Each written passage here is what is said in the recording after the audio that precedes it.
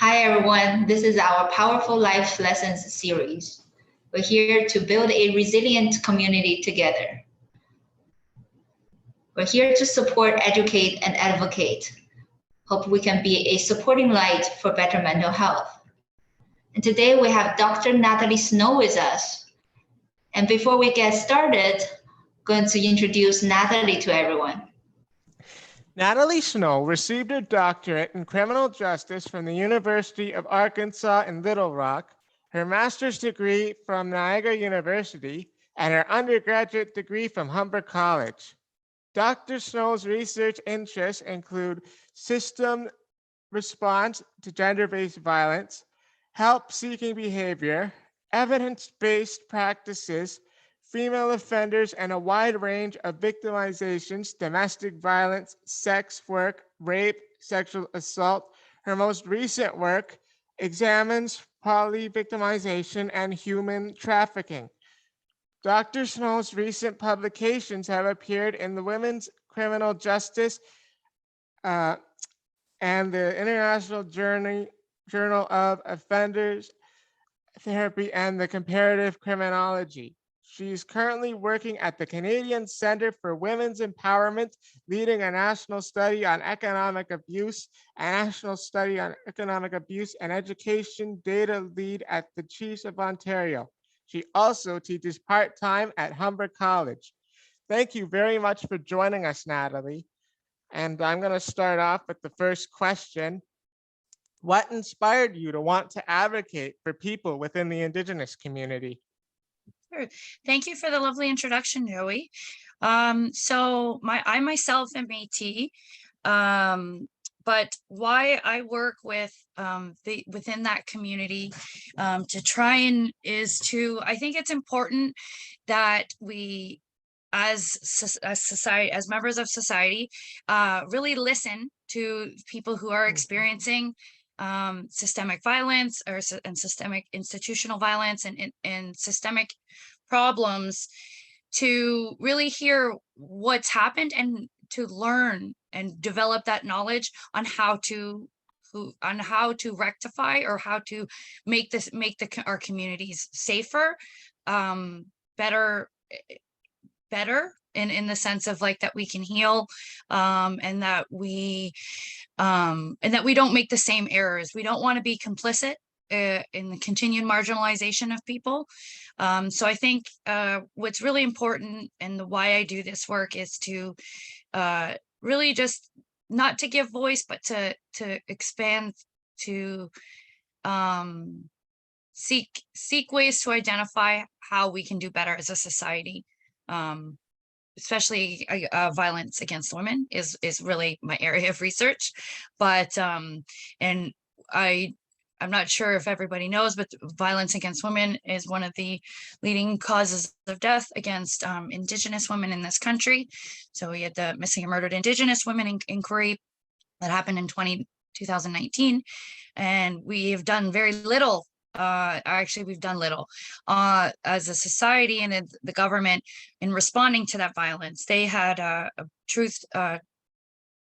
they had 238 calls to justice to better address the violence, and we've done nothing. So that's kind of my passion. Is I don't feel that anybody should be harmed within our communities, regardless of race, gender, sexuality. So that's kind of where I stem in my root of work. Oh, that's awesome. You know, I took your class and was very inspired by your path to advocacy, you know, because I also want to be an advocate for people with disabilities in my long-term goal. And I want to pursue a master's degree in either social work at U of T or disability studies at Brock. And, you know, I do agree that it's so really important to advocate for people within the community and recognize that we are doing either little or very little or not enough to advocate. So I really, really appreciate the Yeah. It's really I great just to can, hear. I'll add to that as I think it's also important that we listen to the voices of the people who's experiencing it, right? Because we don't want to, as advocates, it's important that we don't take over the conversation, is that we are part of the conversation, right? So I just, Yes, yeah. And so that's really important to me. And thank you for the kind words about my class. As my class, I was really in my class, although um, it's always important to identify the systemic and institutional barriers and experiences and racism that exist. It's also important to absolutely. provide the strengths. So I really hope I hope I displayed that in the class, that it's such a there's such a beautiful cultures out there Mhm. for the First Nations, Inuit and Métis people, and that we're a lot more than our traumas. Okay. Thanks, Dr. Natalie. Or do you prefer Dr. Snow? No, you can call me Natalie, actually. That's fine. I'm not used to it yet. So Thanks, Natalie. I totally on your line. We are more than our traumas. And in terms of the trauma that the indigenous community have experienced from generation to generation, what are some words of wisdom would you like to share for the indigenous community for better mental health? one thing, life or one piece of advice I have is to don't hesitate to reach out. There's a community out there for you, and I think it's so important that we need to remove the shame and stigma that can be associated with seeking out help, because it ends up it's detrimental to our overall well-being of our communities.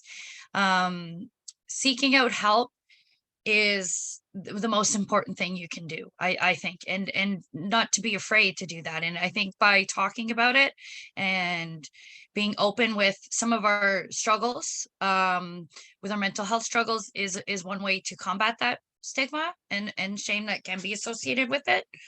And again, another life lesson is seek out community. I know for myself, before COVID, I was attending a lot of events with the Métis Nation of Ontario. There's an office here close by where I live, and I would attend cultural events and connect with other people from my community. So I found that was really, really helpful. And there's many organizations here in the GTA that are supportive if your community, like your home community, if your First Nations is very far. There's all kinds of organizations here in Peel, Toronto, Durham, that you can be a part of. I'd also suggest that you surround yourself with kind people. The world can be a very tough and hard place, but it's always good to have that, like your small support network of kind people who really do want to see the best for you and are supportive and encouraging. So those will be my big three things. Okay. This is great. Yeah, it was very inspiring, and it's very important to think about words of wisdom, especially for mental health, which Yes. actually brings us to the last question. So, the goal of Healing Connection is to support, educate, and advocate, and be a supporting light for better mental health, and to build a resilient community together. So, the last question I want to touch on is, what are 3 life lessons you want to share with us so we can build a resilient community together? First life lesson, I think it's important that we all have compassion. I think for our communities to be safe and healthy, we need to have compassion for one another. We can have disagreements, we can have different points of view, but we still need to have that sort of compassion for people who might not be in the same position as us, or may not be as privileged as us. And that compassion is just, I feel, is so underrated when working with working with people. I work a lot with women who've been victimized, and it's just that little bit of compassion from, whether it be an institution, whether it be from a neighbor or the grocery store clerk. We just have that little bit given to us that can really change the outlook of our day and really change how we feel about things. The next thing life lesson I would like to talk about is also, I think, to be, that's not to say that you don't need people to help you along your path. It's not doing it on your own, but you have a passion for something and you need to be your own cheerleader to move forward with it. I didn't go back to school, for instance, until I was into my 30s. So that kind of gives away my age secret, but it was really something that really stuck out to me that I wanted to do. I wanted to support victims of human trafficking. I read about it and I thought, this is something that we need to do something, like things need to change. And I had the support of my family to go through with school and to continue on, but it was me who said, this is something that I really want to do. So I became my own cheerleader. And then also advocating within like the work I've done. I used to work with victim services here in Peel region. That's where I'm living. And I really advocated on behalf of the program and on behalf of what's needed to better support. So you need to have that kind of strength in yourself and belief in yourself that you know exactly what you're talking about. You're an expert in this and so be your own cheerleader and speak up. And then the last thing kind of ties with the first one with compassion, but kindness for others. I think we lose a lot of kindness. We're all very busy. I understand that there's a lot going on. There's a lot of things that are well beyond our control, but the things that we can control is being kind to one another. And I think that can go a long way in developing a sense of community and developing a better place for all of us to live, right? Because it's right now it's very tough with things going on that, like I said, are outside of our control, but we have that power to be kind to one another. And I think it goes a long way, and we need to be kind and support one another. And that's about it. Wow. Yeah, thank you, Natalie.